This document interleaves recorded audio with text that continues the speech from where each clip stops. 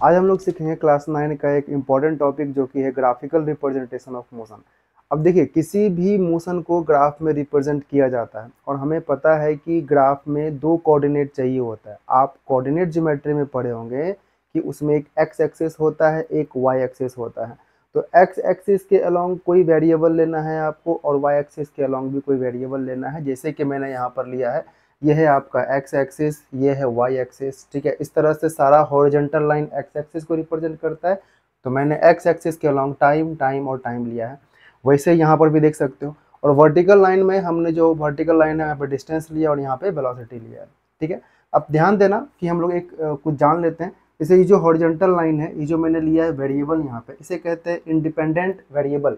और ये कहते हैं डिस्टेंस, जो भी वर्टिकल लाइन है उसे कहेंगे डिपेंडेंट वेरिएबल। इस केस की बात करता हूँ। इंडिपेंडेंट वेरिएबल मैंने इसलिए कहा क्योंकि ये इंडिपेंडेंट है, हम लोगों के चॉइस के हिसाब से नहीं चलता। ये टाइम अपना बढ़ रहा है, टाइम बढ़ेगा ही बढ़ेगा, आप उसको वापस पीछे लेके नहीं जा सकते हैं, तो इसीलिए ये होता है इंडिपेंडेंट वेरिएबल। लेकिन टाइम के साथ अपना डिस्टेंस या वेलोसिटी हम लोग आगे पीछे कर सकते हैं, उसे हम लोग कहते हैं डिपेंडेंट वेरिएबल। तो अब समझो, हम लोगों ने पढ़ा है रेस्ट, यूनिफॉर्म मोशन और नॉन यूनिफॉर्म मोशन। तो इसके बारे में बेसिक तो हम लोगों को पता है पहले से ही। रेस्ट, जब भी कोई ऑब्जेक्ट रेस्ट में होता है तो हम लोग क्या समझेंगे, रेस्ट में होता है, इट मीन्स वेलोसिटी इसका 0 होता है, पहली बात। अब कोई डिस्टेंस कवर कर लिया आपने 5 मीटर, वहाँ पे जाके आप रुक गए, जैसे मैं यहाँ पे आके रुक जाता हूँ तो मैं रेस्ट में हूँ, मेरे में कोई वेलोसिटी नहीं है, मेरे पोजीशन में कोई भी चेंज नहीं हो रहा, तो मैं रेस्ट में कहलाऊंगा। वैसे ही अगर आप देख लो, यहाँ पे मैं लेता हूँ 5 मीटर, ठीक है। इस ग्राफ की बात करेंगे, जो वर्टिकल लाइन है वो है डिस्टेंस, तो मैं यहाँ लिख देता हूँ, यह है आपका डिस्टेंस टाइम ग्राफ, ठीक है। यहाँ से ही पूरा लाइन डिस्टेंस टाइम ग्राफ है, ठीक है। देखो 5 मीटर पे हमने डिस्टेंस ले लिया। अब मैं एक सीधा लाइन ड्रॉ करता हूँ, हॉरिजॉन्टल लाइन। आप क्या समझोगे कि यहाँ पर ऑब्जेक्ट जो है वो 5 मीटर पर है, टाइम बढ़ रहा है, ठीक है। टाइम हुआ 1 सेकेंड, 2 सेकेंड, 3 सेकेंड, 4 सेकेंड, लेकिन आपका डिस्टेंस 5 मीटर से 6 मीटर या फिर 4 मीटर नहीं जा रहा, ना तो ऊपर जा रहा है ना ही नीचे जा रहा है। तो हम लोग सिंपल सी बात कहेंगे, ये ऑब्जेक्ट रेस्ट में है, ठीक है। समझ में आ गया। वैसे ही अगर हम लोग रेस्ट में, डिस्टेंस टाइम ग्राफ में हमने बताया रेस्ट को, अब डिस्टेंस, अब रेस्ट को बताएंगे वेलोसिटी टाइम ग्राफ में, ठीक है। ध्यान देना, डिस्टेंस टाइम ग्राफ में हमने बताया रेस्ट को, अब वही डिस्टेंस टाइम ग्राफ के दूसरा ग्राफ लेंगे जो कि है वेलोसिटी टाइम ग्राफ। इसमें रेस्ट को कैसे बताया जाएगा, इसमें रेस्ट को बताने के लिए आपको एक लाइन ड्रॉ करना होगा जो कि अलोंग द टाइम एक्सिस होगा, ठीक है, ये वाला, इस तरह से, ठीक है। अब ये हॉरिजॉन्टल लाइन है, यहाँ से देख लो। अब ये ना तो ऊपर है ना ही नीचे है, इसका मतलब अगर मैं यहाँ चेक करूँ कि ये अगर 2 मीटर पर सेकेंड है, तो क्या ये लाइन 2 मीटर पर है? नहीं है, ये कहाँ है? 0 पे है, 0 मीटर पर सेकेंड। इट मीन्स इस केस में वेलोसिटी क्या है हमारा? 0 है। अब वेलोसिटी 0 कहने का मतलब मैं चल नहीं रहा, मैं रुका हुआ हूँ, ठीक है ना। अगर मैं रुका हुआ हूँ इट मीन्स मैं रेस्ट में हूँ। तो ये हो गया वेलोसिटी टाइम ग्राफ में रेस्ट, ठीक है। अब देखो यूनिफॉर्म मोशन, हमें यूनिफॉर्म मोशन के बारे में पता है। क्या होता है? Equal time, equal distance covered in equal interval of time. Equal distance, अब देखिए इक्वल डिस्टेंस कहने का मतलब यहाँ से यहाँ हो गया इक्वल, फिर ये, फिर ये, फिर ये, यानी कि इक्वल इक्वल इक्वल, ये सब का सब जो है गैप इक्वल टाइम इंटरवल में कवर किया जाएगा। तो सिंपल सा है, मैं एक स्ट्रेट लाइन ड्रॉ करता हूँ ऐसे। तो डिस्टेंस टाइम ग्राफ में आप यूनिफॉर्म मोशन को इस लाइन से रिप्रेजेंट करेंगे, इसके अलावा और कोई लाइन आपको नहीं देना है। आप जो भी बताओगे ना, अपवर्ड ही बताओगे, ऊपर की तरफ ही बताओगे, ठीक है। समझ में आ रही है बात? तो डाउनवर्ड नहीं करना है हम लोगों को, बस ध्यान देना इस चीज़ को, डाउनवर्ड नहीं करना है। डिस्टेंस टाइम ग्राफ में यूनिफॉर्म मोशन इसी तरह से होता है, चाहे यूनिफॉर्म वेलोसिटी ले लो, चाहे यूनिफॉर्म स्पीड ले लो, ठीक है। अब वैसे ही हम लोग आएंगे यूनिफॉर्म मोशन का वेलोसिटी टाइम ग्राफ में कैसे हम लोग रिप्रेजेंट करेंगे। तो यूनिफॉर्म मोशन से पहले एक चीज समझ लेते हैं, यूनिफॉर्म मोशन को कहते हैं कांस्टेंट वेलोसिटी, ठीक है। वेलोसिटी इक्वल्स कांस्टेंट वेलोसिटी मतलब क्या हुआ? कोई वैल्यू फिक्स है। कांस्टेंट वेलोसिटी मतलब वैल्यू फिक्स है, चेंज नहीं हो रहा। तो यहाँ देखो, यहाँ पर मैंने वैल्यू फिक्स कर दिया 5 मीटर पर सेकेंड, ठीक है। अब ये वेलोसिटी ना तो ऊपर जाना है ना ही नीचे, क्योंकि ऊपर जाएगा तो वेलोसिटी बढ़ेगा, नीचे जाएगा तो वेलोसिटी घटेगा, नहीं करना है। स्ट्रेट लाइन ड्रॉ करते हो, इट मीन्स हर एक टाइम पर आपका वेलोसिटी क्या है, 5 मीटर पर सेकेंड है। यहाँ पर भी 5 मीटर पर सेकेंड, यहाँ पर भी 5 मीटर पर सेकेंड, हर जगह 5 मीटर पर सेकेंड है। तो समझ में आ गया कि यहाँ पर भी वेलोसिटी क्या है, कांस्टेंट है। और वेलोसिटी कांस्टेंट बोलो, इट मीन्स यूनिफॉर्म मोशन। जहाँ वेलोसिटी कांस्टेंट बोल दिए, हम लोग को बोलना है यूनिफॉर्म मोशन। क्लियर रहना है माइंड में, वेलोसिटी कांस्टेंट या speed constant means uniform motion. ठीक है, वेलोसिटी कांस्टेंट हो गया। अब देखो इसमें क्या कहानी है, एक डाटा हमें और मिलता है, इसमें एक्सेलरेशन 0 मानते हैं। ठीक है, तो इसमें भी एक्सेलरेशन 0 ही हो जाएगा। ठीक है, क्यों 0 होगा, क्योंकि देखो वेलोसिटी कांस्टेंट है ना, तो इनिशियल वेलोसिटी को हम लोग u से रिप्रेजेंट करते हैं। Initial velocity and final velocity दोनों ही इक्वल होगा, और एक्सेलरेशन इक्वल टू क्या होता है, v minus you by T. अगर दोनों ही इक्वल है तो इन दोनों का माइनस क्या कर दोगे आप, 0 कर दोगे, तो 0 बाई टाइम। तो इस तरह से हमें एक्सेलरेशन मिल जाता है 0। समझ में आ गई बात। तो ये हो गया यूनिफॉर्म मोशन का distance time graph and uniform motion का वेलोसिटी टाइम ग्राफ। अब आते हैं नॉन यूनिफॉर्म मोशन में। नॉन यूनिफॉर्म मोशन में कुछ नहीं सोचना है, स्ट्रेट लाइन छोड़ के आप रैंडमली, खासकर डिस्टेंस टाइम ग्राफ में कोई भी एक लाइन ड्रॉ कर दो। ऐसे कर दिया, ठीक है, क्या बताएगा हमें, नॉन यूनिफॉर्म मोशन। आप इसको ऐसे भी कर सकते हो, नॉन यूनिफॉर्म मोशन। कोई भी लाइन आप ड्रॉ कर दो, क्या होगा आपका, वो नॉन यूनिफॉर्म मोशन। जो भी हो कर्व होना चाहिए, स्ट्रेट लाइन नहीं होना चाहिए। ठीक है, डिस्टेंस टाइम ग्राफ में।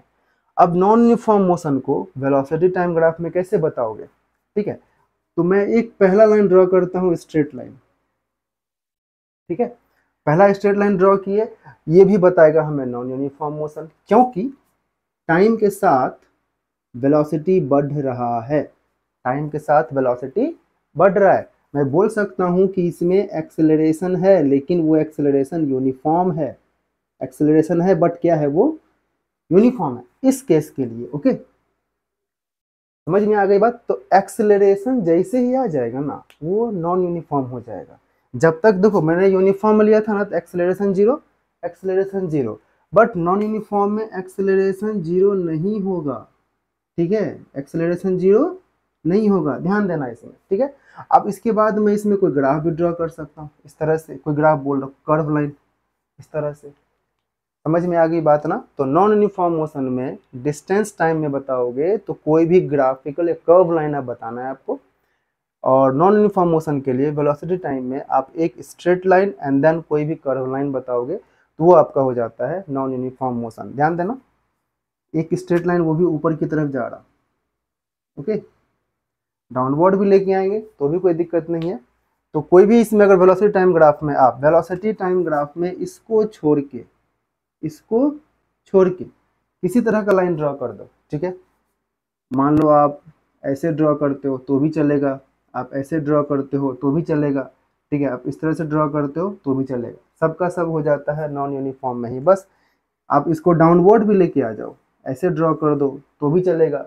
ठीक है, तो इस तरह से कोई भी ग्राफ अगर वेलोसिटी टाइम में रहता है तो आप कोई भी ग्राफ लोगे, ठीक है, एक्सेप्ट दिस, इस हॉरिजॉन्टल लाइन जो हम लोग बोल रहे हैं, ये लाइन के अलावा आप कोई भी ग्राफ ड्रॉ करते हो, कोई भी लाइन ड्रॉ करते हो, वो बताता है non uniform he.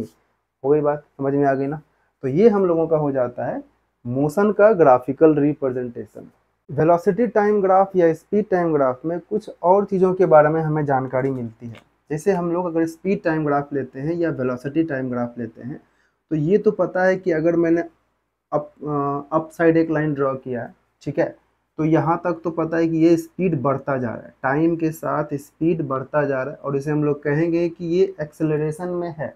It means अगर स्पीड बढ़ता जाएगा टाइम के साथ, तो बोलोगे कि एक्सेलरेशन ग्रेटर देन 0, मतलब पॉजिटिव है। ठीक है, लेकिन अगर ये डाउनवर्ड आ जाए, एक डाउनवर्ड आने का मतलब ये होता है कि आपका स्पीड घट रहा है टाइम के साथ, इस टाइम के बाद से आपका स्पीड घटने लग गया। तो इस केस में आप ये बताओगे कि एक्सेलरेशन लेस देन 0 है, यानी कि नेगेटिव है।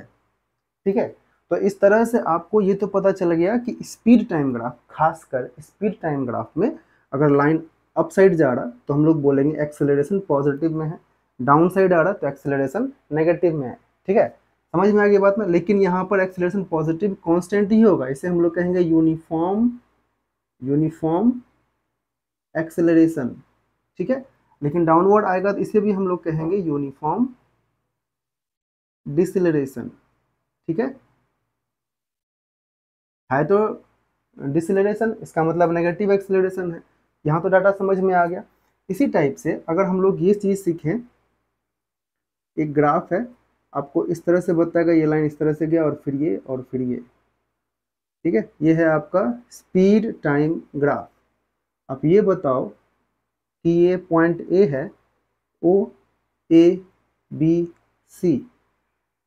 अब ये तीनों लाइन ओ ए बी और बी सी क्या रिप्रेजेंट करता है, क्या बता रहा है आपको? तो आप सीधा बताओगे कि ओ से ए लाइन जो है वो बता रहा है कि एक्सेलरेशन ग्रेटर देन 0 है, यानी कि एक्सेलरेशन पॉजिटिव है।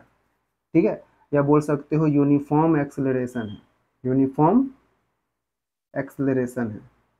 वहीं अगर ए बी की बात करते हैं तो ए बी में ध्यान दो, यहाँ से यहाँ तक, इस टाइम से लेके इस टाइम तक इस वेलोसिटी वाले पार्ट में कोई भी चेंज नहीं हुआ, ना तो ऊपर गया है ना ही नीचे आया कहीं पर भी, तो ये कांस्टेंट रह जाता है। यहाँ पर जो भी वैल्यू होगा, सपोज करो 50 मीटर पर सेकेंड, जो भी वैल्यू होगा वो इस लाइन को रिप्रेजेंट करेगा। It means A B line जो है वो रिप्रेजेंट करता है कांस्टेंट क्या, वेलोसिटी या स्पीड।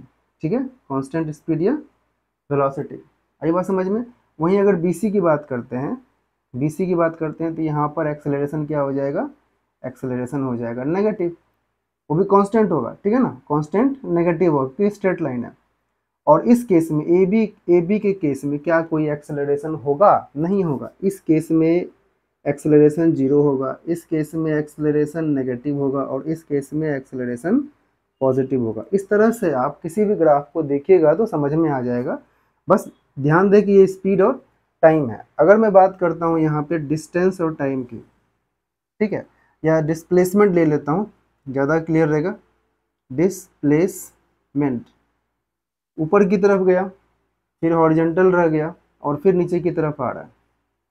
ठीक है, क्या हो रहा है, अब डिस्प्लेसमेंट टाइम लिए हो ना आप, तो ऊपर की तरफ गया, चलो ठीक है, यहाँ पर आप बोल सकते हो कि वेलोसिटी है, वेलोसिटी ग्रेटर देन 0 है, क्योंकि टाइम के साथ डिस्प्लेसमेंट भी बढ़ रहा है। यहाँ पर देखो, टाइम के साथ डिस्प्लेसमेंट में कोई इंक्रीमेंट या डिक्रीमेंट नहीं है, तो यहाँ से यहाँ तक वेलोसिटी आपका हो जाता है 0, या बोल सकते हैं कि ये पार्ट रेस्ट में है क्योंकि हमने डिस्प्लेसमेंट लिया है। ठीक है, स्पीड में ये रेस्ट में नहीं था, वेलोसिटी कांस्टेंट था, कुछ ना कुछ होगा, एक्सेलरेशन सिर्फ 0 होगा। अब इस केस की बात करते हैं, अगर मैंने यहाँ डिस्टेंस लिखा होता ना तो ये एग्जिस्ट ही नहीं करता। ध्यान से, अगर डिस्टेंस लिखा होता मैंने तो ये लाइन प्रैक्टिकल नहीं है, क्योंकि डिस्टेंस टाइम ग्राफ में कभी भी डिस्टेंस नेगेटिव होता ही नहीं है। एक बार तुम अगर 5 मीटर पे चले गए तो अब रिटर्न भी आओगे तो 5 के बाद 6 मीटर होगा, 4 मीटर नहीं होगा। लेकिन हाँ, डिस्प्लेसमेंट में क्या होता है कि अगर आप लेफ्ट से राइट गए हो 5 मीटर और अगर फिर से वापस रिटर्न आ रहे हो, ठीक है, तो आपका डिस्प्लेसमेंट कितना हो जाएगा, 2 मीटर। सपोज करो यहाँ 3 मीटर था, बात समझे। डिस्प्लेसमेंट के केस में आप जाओगे एक डायरेक्शन में और रिटर्न आओगे तो माइनस कर देना है, क्योंकि इनिशियल और फाइनल होता है। लेकिन डिस्टेंस के केस में अगर गए हो 5 मीटर, वापस आ रहे हो 3 मीटर, तो टोटली आपका हो जाता है 8 मीटर। तो यहाँ तो आप ये नहीं कह सकते कि यहाँ डिस्टेंस पूरा जोड़ के निकालना है, नहीं। तो डाउनवर्ड में ग्राफ पॉसिबल नहीं है अगर डिस्टेंस होता तो। डिस्प्लेसमेंट है तो समझ लो कि नीचे की तरफ जा रहा, इसका मतलब ये है कि या तो ऑब्जेक्ट रिटर्न हो रहा है, ठीक है, ऑब्जेक्ट रिटर्न हो रहा है, तो मैं यहाँ पर वेलोसिटी को भी कह सकता हूँ कि ये नेगेटिव पार्ट में हो जाएगा। समझ में आ गई बात ना। तो इस तरह से ये हो गया डिस्प्लेसमेंट टाइम ग्राफ। कुछ एक चीज़ और जान लेते हैं, जैसे कि अगर आपने लिया है यहाँ पे एक्सेलरेशन और टाइम, ठीक है, तो एक्सेलरेशन टाइम में समझो बात को, मैंने यहाँ पर एक स्ट्रेट लाइन ड्रॉ किया है, इट मीन्स एक्सेलरेशन क्या है, कांस्टेंट है, कोई वैल्यू चल रहा है टाइम के साथ। अगर इसके अंदर का हमने एरिया निकाला ना, तो पता है हमें क्या मिलेगा, हमें मिलेगा वेलोसिटी। ठीक है, क्योंकि वेलोसिटी इक्वल्स टू होता है एक्सेलरेशन इनटू टाइम, क्योंकि एरिया निकाल रहे हो ना, तो एरिया इक्वल टू क्या होता है, एरिया इक्वल टू होता है लेंथ इनटू ब्रेड्थ। समझ में आ गई बात। तो वैसे ही अगर मैं एक्सेलरेशन टाइम लिया था, अगर वेलोसिटी टाइम लेता हूँ और यहाँ से इस तरह से ड्रॉ करता है, इसके अंदर का अगर एरिया निकालोगे तो पता है क्या देगा, डिस्प्लेसमेंट या डिस्टेंस देगा आपको। ठीक है, कैसे, तो डिस्टेंस इक्वल्स टू होता है velocity into time, velocity into time, तो एरिया से रिलेटेड कर सकते हो आप। तो इस तरह का जो यूज़ है ना, ये हम लोग आगे जो मोशन का इक्वेशन निकालेंगे उसमें पता चलेगा कि वेलोसिटी टाइम ग्राफ के अंदर में जो एरिया होता है उससे डिस्टेंस मिलता है, एक्सेलरेशन के अंदर में एरिया जो है उससे वेलोसिटी मिलता है। लेकिन अगर डिस्टेंस और टाइम के अंदर का एरिया लोगे तो कुछ नहीं मिलेगा, क्योंकि डिस्टेंस इंटू टाइम कुछ होता ही नहीं है। ठीक है, डिस्टेंस इंटू टाइम कुछ नहीं होता, तो डिस्टेंस और टाइम से कुछ नहीं मिलता, एक्सेलरेशन टाइम से वेलोसिटी मिलेगा और वेलोसिटी टाइम से डिस्टेंस मिलेगा, यानी कि एक पीछे मिलेगा। ठीक है, हमने क्या पढ़ा था, डिस्टेंस पढ़ा, वेलोसिटी पढ़ा, फिर एक्सेलरेशन पढ़ा। ठीक है, तो एक्सेलरेशन टाइम लोगे, एक्सेलरेशन टाइम लोगे तो वेलोसिटी मिलेगा, वेलोसिटी टाइम लोगे तो डिस्टेंस और डिस्प्लेसमेंट मिलेगा, लेकिन इसके पीछे कुछ था ही नहीं। ठीक है, तो हम लोगों को नहीं मिलेगा उससे। समझ में आ गई बात ना। तो ये हम लोगों का जो हो जाता है मोस्ट सबसे इम्पोर्टेंट पार्ट ग्राफ मोशन का, ग्राफिकल रिप्रेजेंटेशन का।